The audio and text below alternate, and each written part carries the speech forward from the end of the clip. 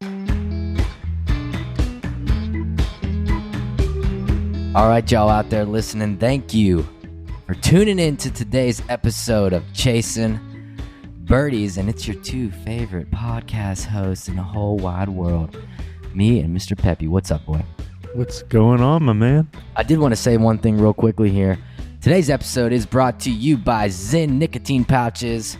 You can get them at your local grocery store, your local stop-and-go stations, gas stations, anywhere that serves anything good has Zyn. If you need to get off the old smoking habit, throw in a Zyn pouch. It'll get you through the day, and it's great for the golf course. Travels well. Check them out, Zyn.com. My man. I mean, bud, that's a big day for you, huh? Yeah, they're delicious. Now, have you used, the real question is, have you used the little Dead Man? I did. Circle. Story Snyder, last guest on the episode here on Chasing Birdies. And by the way, today we have no guest. It is a banner session. But Story Snyder, he enlightened me as to the little ring on the bottom of the can. You just throw the dead soldiers in there and it sticks in there. So they're great. Love them. So you've been using it? I have. Yeah, I have. What's your thoughts? No thoughts. I mean, if you get into a pickle, you don't want to litter. You know? It was funny. Yeah, I was with somebody on Tuesday who uses Zyn, and I had asked him, I said, hey, you use the dead man or dead soldier thing? And he said, I literally just found out about this a few days ago. So It's almost like you guys were on the same page. Well, he listened to the podcast, and that's where he learned about it. So a lot has happened, though, since our last episode 2 weeks ago with Story Snyder, and a lot has happened. And, you know, it's kind of good to take a moment here and reflect, especially for you and I. Yuck it up a little bit. I'm happy to see you're recording this podcast without a glass of tequila in your hand, so at least your speech will be straight and narrow and not splurred and sloppy. Exactly. You know what I did? Dude, I haven't seen you in a while, actually, but It's I know you guys, all you B-Cats and, you know, your whole little crew there.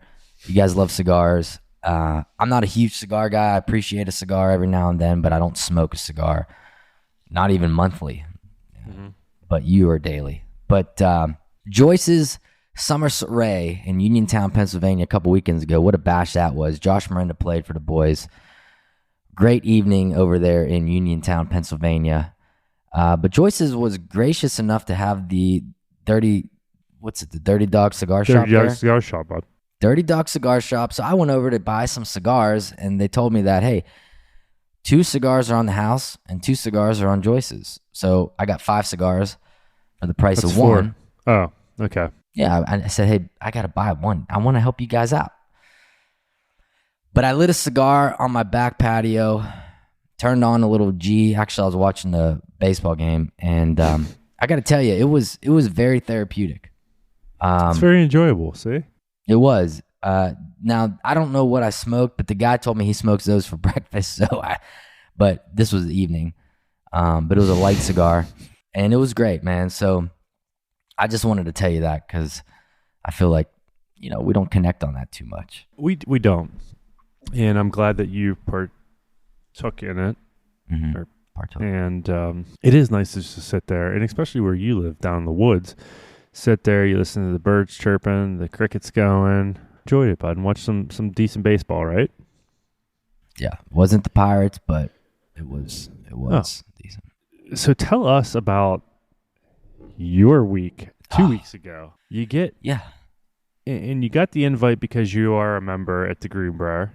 No, that's not why I got the invite. Why did you get the invite, bud? Because I signed up for it in January. Oh. So you signed up for it. You signed up to get a chance to play in the live event mid-am. So exactly. You signed up for it, but they nudged you along because of maybe, I don't know, your membership. I don't know. Whatever. So you sign up, you get in. You had the pairings party 2 Wednesdays ago. Mm-hmm. Lead us into that. So I had no idea what to expect. I mean, this is my first Pro-Am I'm playing in.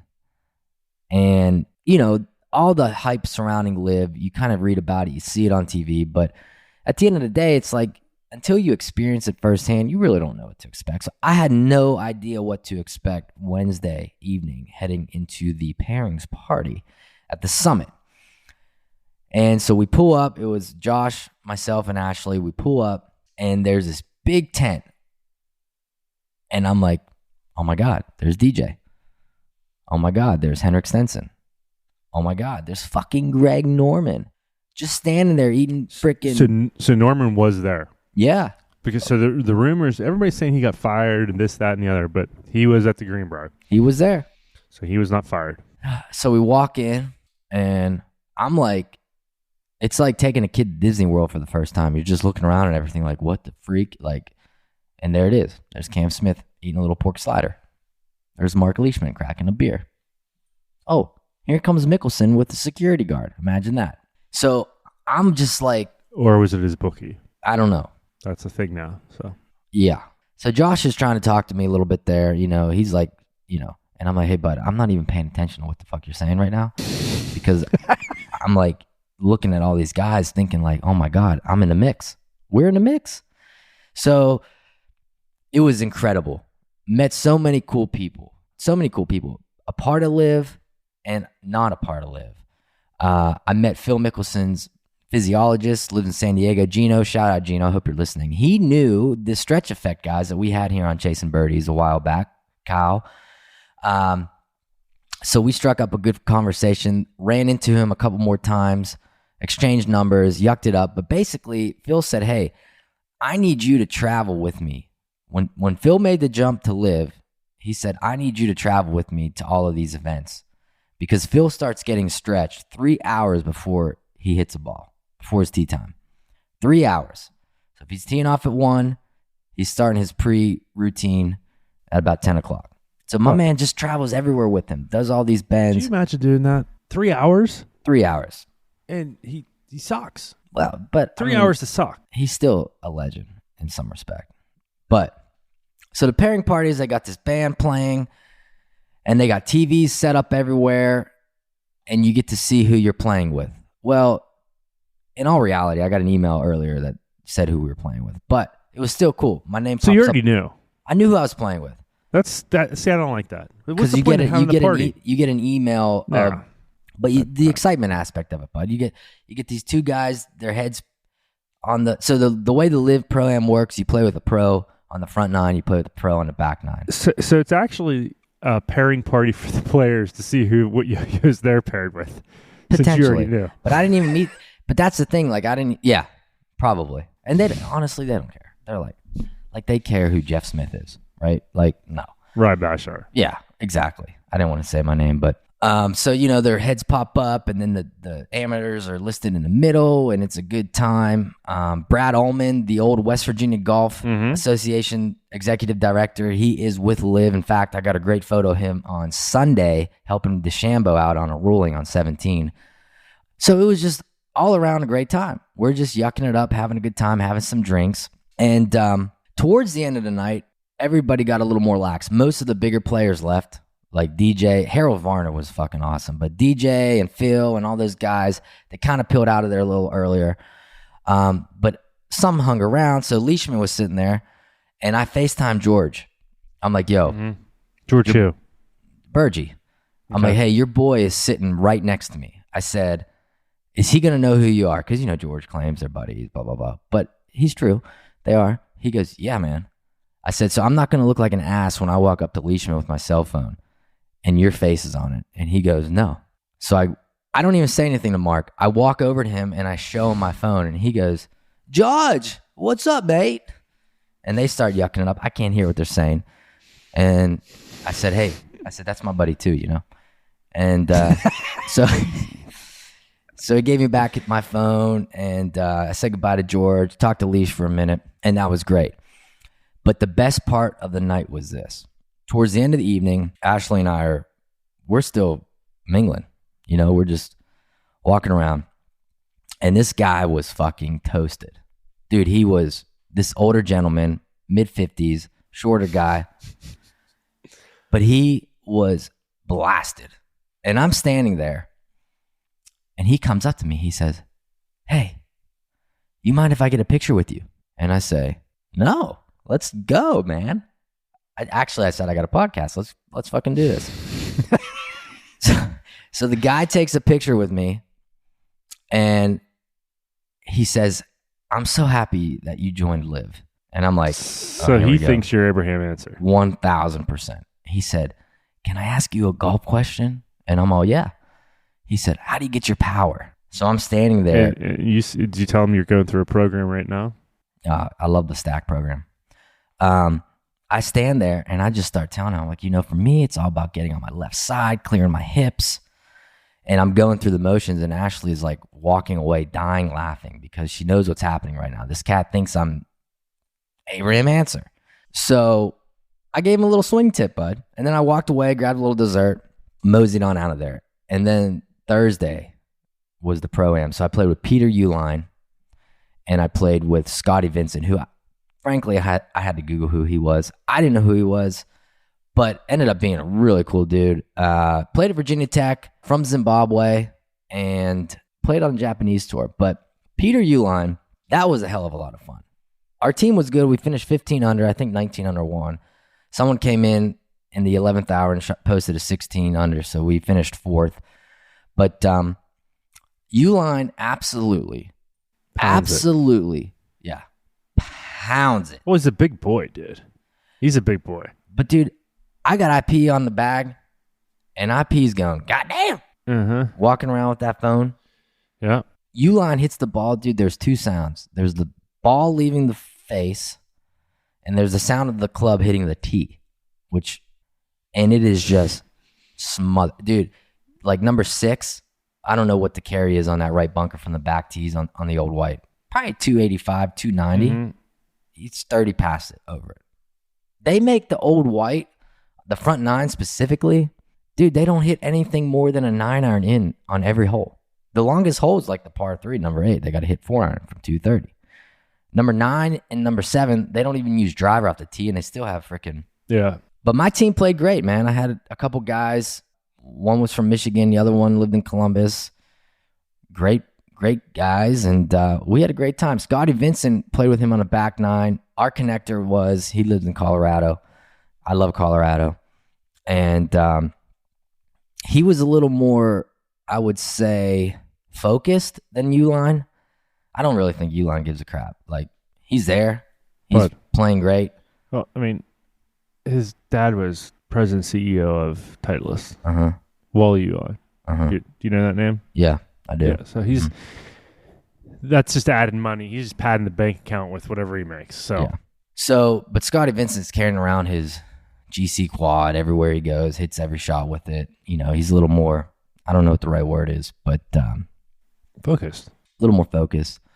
But it's fun, man. He had a little ponytail. I have a little ponytail. He's not really a big guy. I'm not really a big guy. But, dude, you want to know what the coolest thing was? I put 2 Chasing Birdies towels in my bag. Winston collection. Did you give him? Always at the end. Zach. Hey, Zach, come here. Zach's the caddy for Uline. I said, hey, bud. I said, listen, I know the weather's going to be dicey the next couple of days down here. I said, let me give you this towel. I said, you can use it as a bath towel or you could use it as a golf towel. And he said, awesome, man. I love these towels. I said, thanks, man. I said, check it out. Blah, blah, blah. So the next caddy, finish up on 18. Hey, Jake. Hey, bud, I know the weather's going to be a little dicey over here in White Sulphur the next couple of days. Why don't you take this golf towel? Look, it's got Chasing Birdies on it. You're going to need some towels. He's like, dude, this is freaking awesome. Thanks so much. Blah, blah, blah, blah, blah. So connected with the caddies a little bit. Liv did it right. They did it right. They give you a photo. They take photos of you. And the 2 players sign a scorecard. And by the time you're done with the Pro-Am, I mean, I got a picture of me. It's sitting over there. You can see it. See it? See it right there? Yeah. Yep. That's the 4 of us. And then Is they sign in that picture? I'm sure he's somewhere in there. No. Ian was great. He was a little more reserved. I mean, he wasn't too bad on the phone with the social media going. Yeah, which we needed him.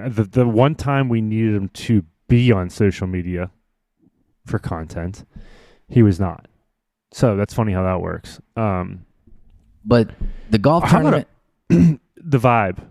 What's the overall vibe while you're on the course like? Is there music on every single hole, like different songs, or is it kind of just No, one? it's different songs, and it's like I want to say every hole, but like I think like number 8, they didn't have music playing by the tee box, but they had it on 7 green. So yeah, it's all around the course. They got music playing wherever the TV towers are. They got speakers, music's blasting. The Birdie Shack, they got a DJ ripping it up in there. Club 54, you know, they got misters coming out. These beautiful boxes in the front row, and the wait staff. Everything was just second to none. It was incredible. Now, the one thing I will say, me being a typical normal Joe, I like good food, but like when I'm sitting there watching golf, man, like I'm not trying to eat tuna tartare and, you know, Kobe sliders with all this like. It's almost like over the top a little bit. Yeah, so I went to the normal person concession stand, but I got a burrito. I was jonesing for a hot dog. I went up there. They had steak burritos, and I'm like, well, that sounds good. So I got a burrito.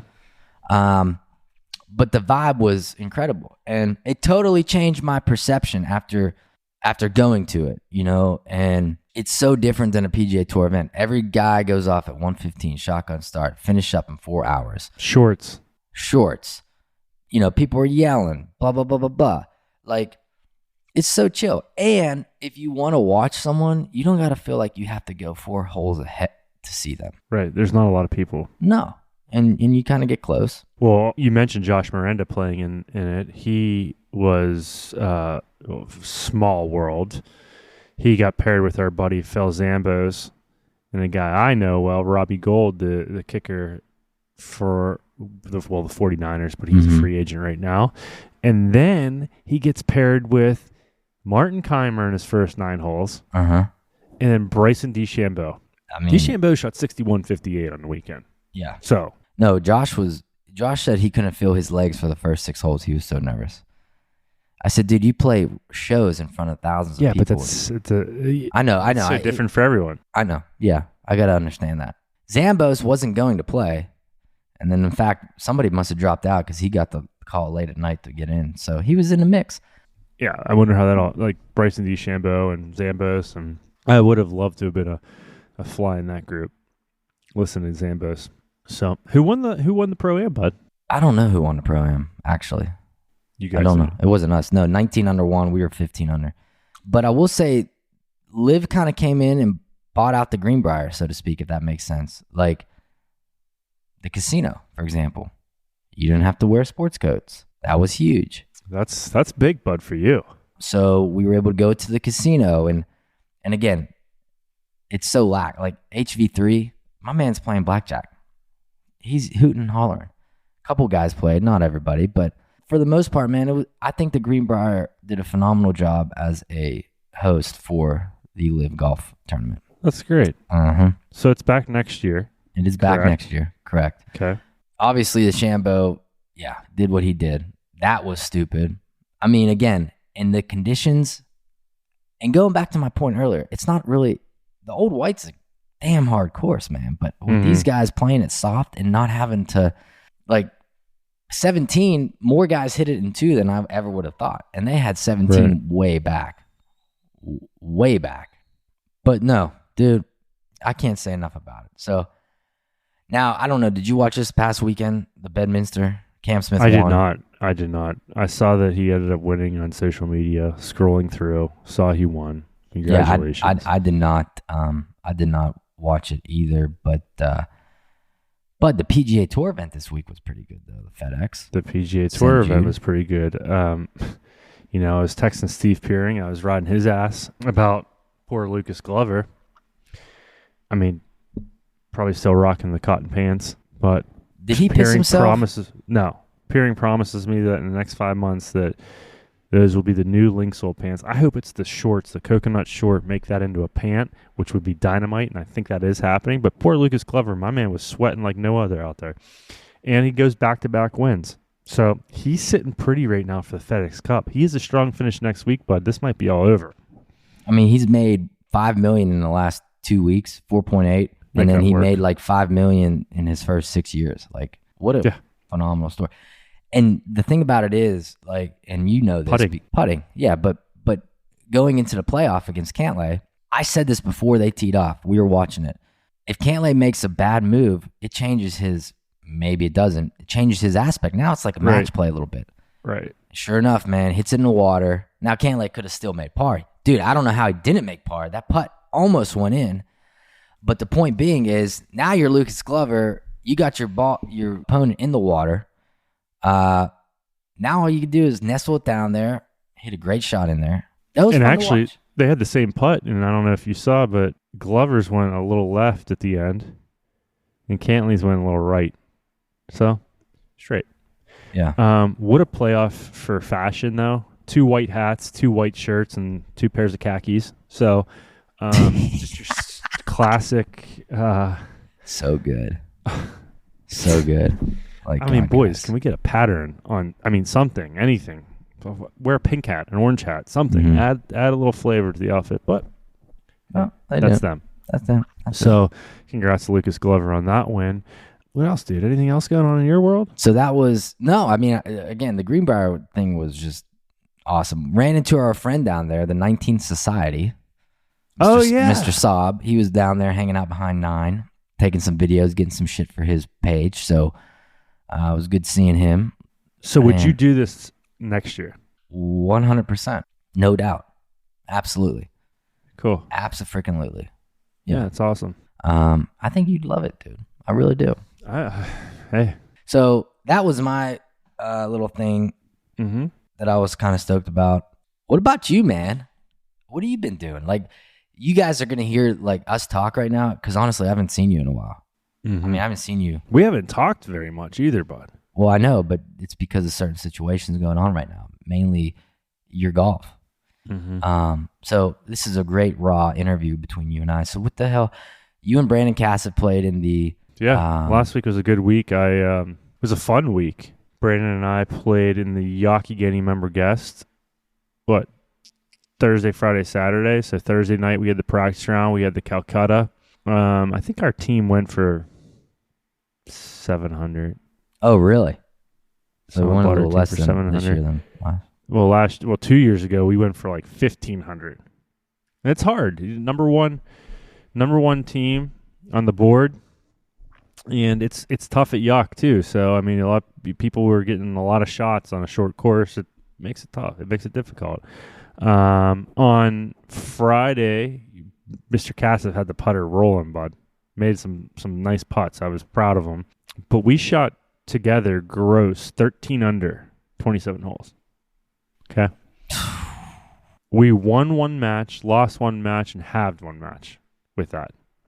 So that tells you everything you need to know. It was difficult. People were getting pops. Yeah, people were getting pops. Matt Gavea, who listens to the show, 2 holes he made 3 for 2s on par 4s.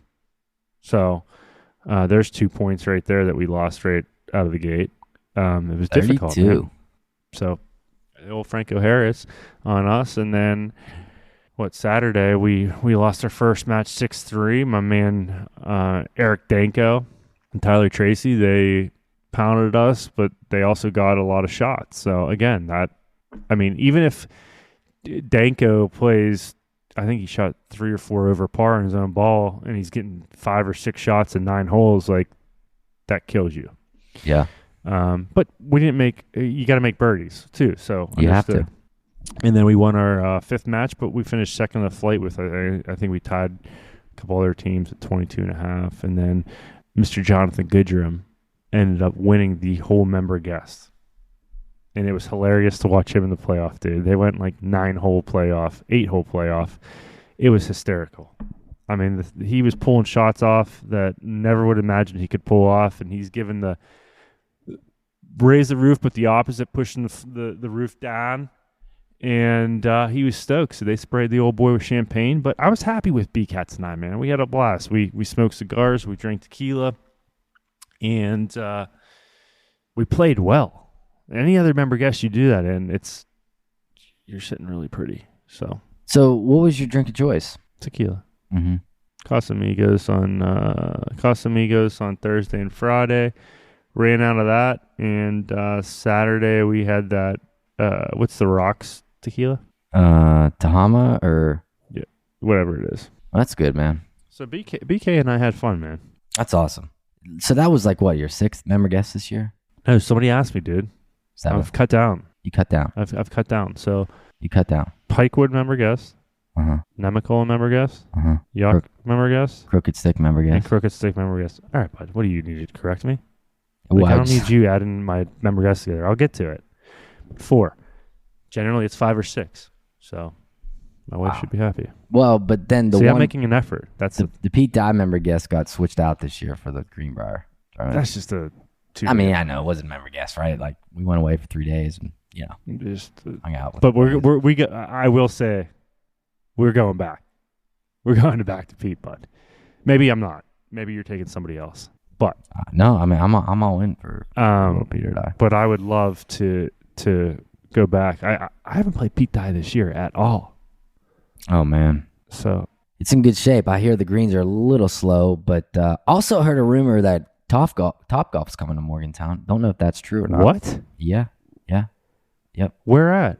University Town Center. So be on the lookout for that. But I went up to. So this episode's airing today. So I've been warming up for this USGA Mid-Am qualifier. The USGA Mid-Am is at Sleepy Hollow this year in September. So I figured, what the hell? I didn't play much competitive golf this year, just simply due to the fact that I've been doing other things, golf related, of course. But so I go up to Pikewood, and I'm playing on Sunday. But I noticed my driver was kind of, every time I'd hit the ball, my grip, like the Golf Pride words, would be on the left side, and then I hit another one, and the words would be on the bottom, and then I'm like, this freaking thing is turning, but the head wasn't turning. That's the thing. It was weird. So I go up there and I'm getting ready to play around and talking to one of the guys, and he grabs it, and ever so lightly, the head comes off of the shaft. Mm-hmm. And I'm like, oh, what the hell? Like, the epoxy's all gone. It must have got hot. I don't know. But it kind of put me into a little bit of a pickle, because a couple of days after that, I had this qualifier for the USGA Mid-Am. And so I had to get that fixed, is what I'm saying. But I played that round of golf with the driver like that. Like, so at the end of the day, the question is, do you really need epoxy? I don't know. Now, it did turn on me 2 holes. I hit these big high hooks way left, which normally I don't do. And the face was turned, like I looked at it. So it definitely has an adverse effect, but I wouldn't recommend it. Recommend playing without the epoxy. Correct. I would not recommend that at all. I would not. Well, and also, I mean, we should send a congratulations over to our boy Cole Taylor. My man has #1 song in country music, You, Me, and Whiskey. So congrats to him on that one. Yeah. Just keep firing him off. I so happened to be in Nashville whenever he found out. Well, not when he found out. It was Sunday. Uh-huh. I got into town Monday night. Uh-huh. So I stayed at his house, and we had a couple cocktails celebrating him, and a cigar, which he partook in, which I was surprised about that he smoked. And this was the first night you got to Nashville? This is the first night. And then, so yeah, we went over to the Hick, which, dude, never been. You've played. The course looks fun, but the whole vibe is really cool. Huge bar. We saw Matt Alderman over there. Old John Daly was playing some music, smoking cigars. We had a blast. So that was dynamite. And had some meetings on Tuesday. Had a blast there. Sold some jewelry, which was the real reason we were there. And then, of course, as everybody knows, I went over to Troubadour. Okay, so let's talk about this. So you go to Old Hick. You run into John Daly. You guys are yucking it up a little bit. Cole Taylor, you guys are smashed. And then who did you play Troubadour with? You played with Thomas Archer and Matt? No, Alderman was supposed to be there. Or Fulcher? Fulcher. I got you. We played, and then we played with a couple others. And played a big group and had some cold beers after and hung out. So, did you meet anyone cool? Yeah, there were some cool people at the Troub that day. So it's not like you to be real reserved. I like to be reserved. So normally you really like to blurt everything out. I'm kind of catching your vibe right now, bud. So I'm glad you had a good time at Troubadour, which is always a good time. It was good. So as Tango will chirp me, I got some new swag. because I don't have enough of it. But we had a blast, dude. Archer, he was so upset that he did not come to Nemacolin, and he had a prior commitment that ended up getting canceled the week of, and then some people filled in for him that whatever. So and Ray was go ahead, bud. Judging by the invoice I get from Grayson on some things, I mean, but your swag is just well. I mean, who is that for now? That was for Scott Swinchock, Okay, who I met at Nemacolin Country Club.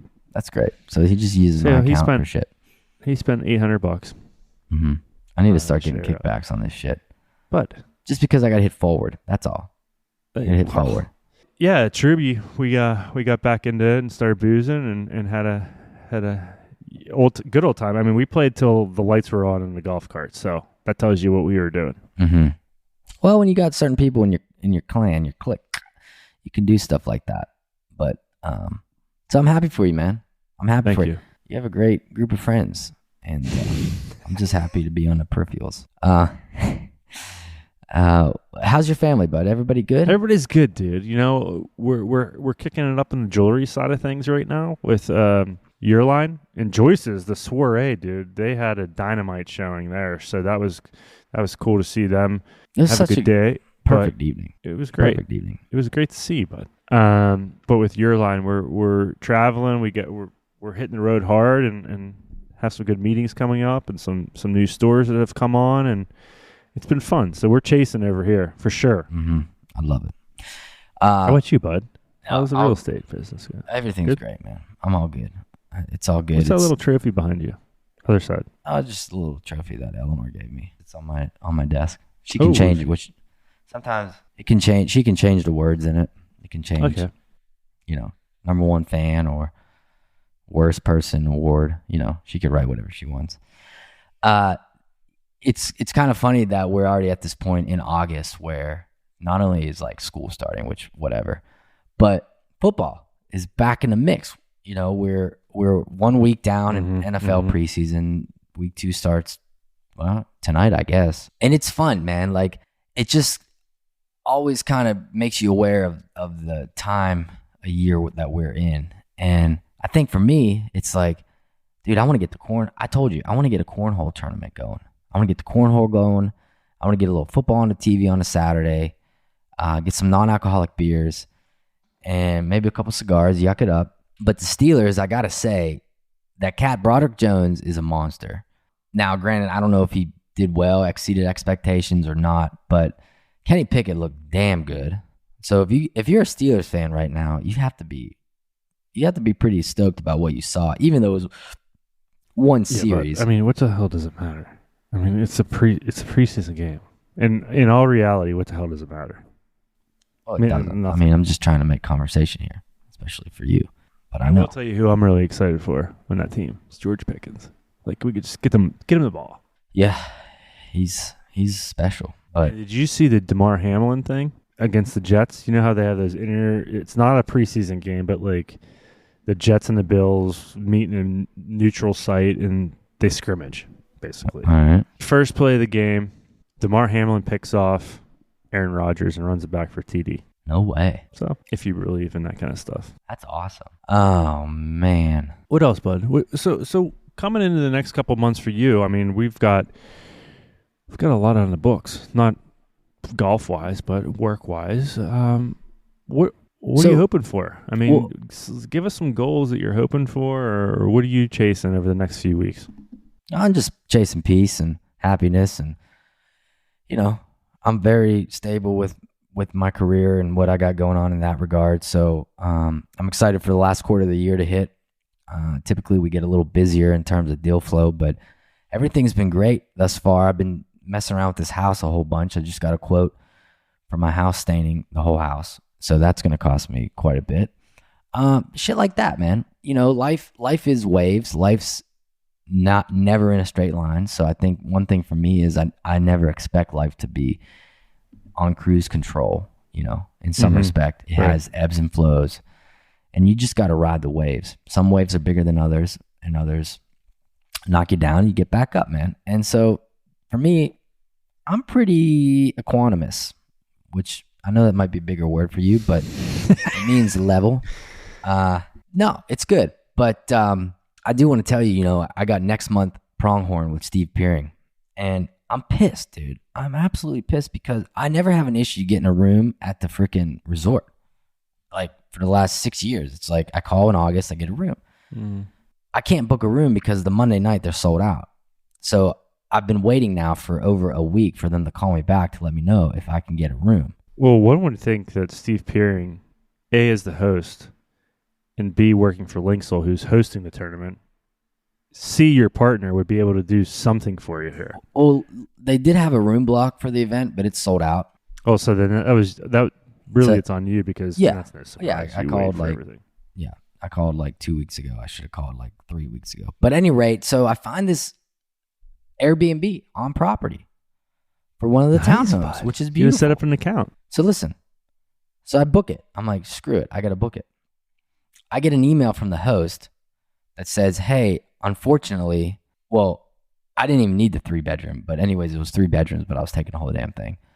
Unfortunately, our 3-bedroom is not available now, but our 2-bedroom is.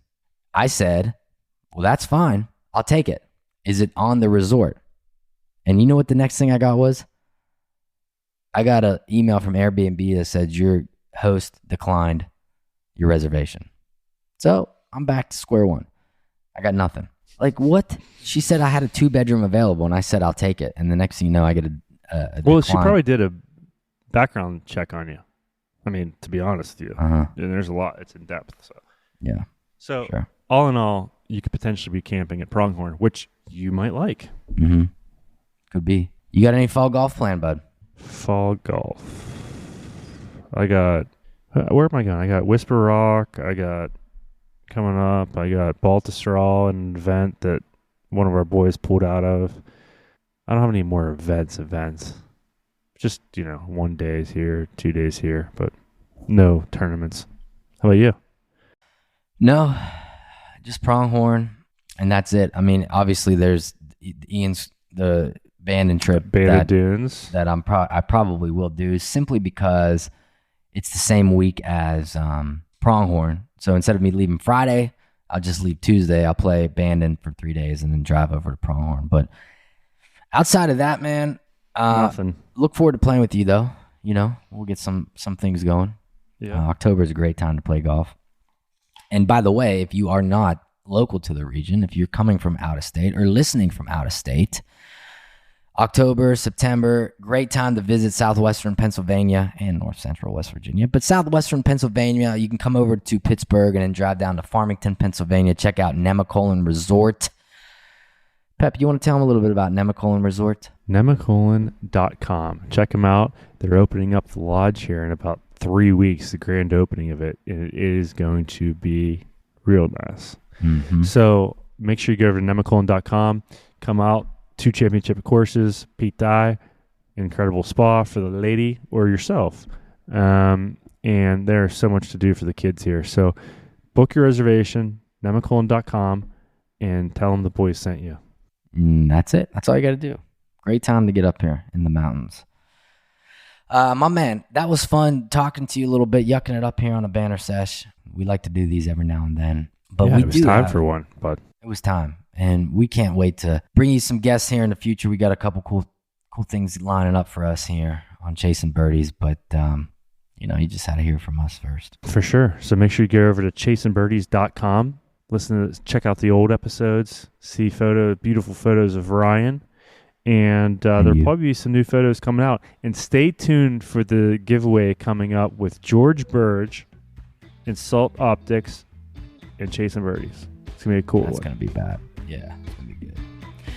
My man, so you know what? It's about to be the weekend. The BMW is kicking off here in Illinois. It's going to be fun. I guess apparently if McIlroy wins, he could reclaim #1 in the world. We'll see what happens. But the playoffs are well underway, folks. Good golf this weekend. And maybe, if the weather's nice, y'all can peg it up. But I got nothing else to say, bud. You? I got nothing else to say either. Oh, it's good seeing you, as always. And I want to thank you to Evo and his team over at Simpler Media for putting this thing together. We appreciate it very much. And obviously our 2 gals, Rachel London, Jacqueline DiPaterio. Thank you for everything you folks do, you girls do. And as always, guys, thanks for listening here on Chasing Birdies. And we will catch y'all in 2.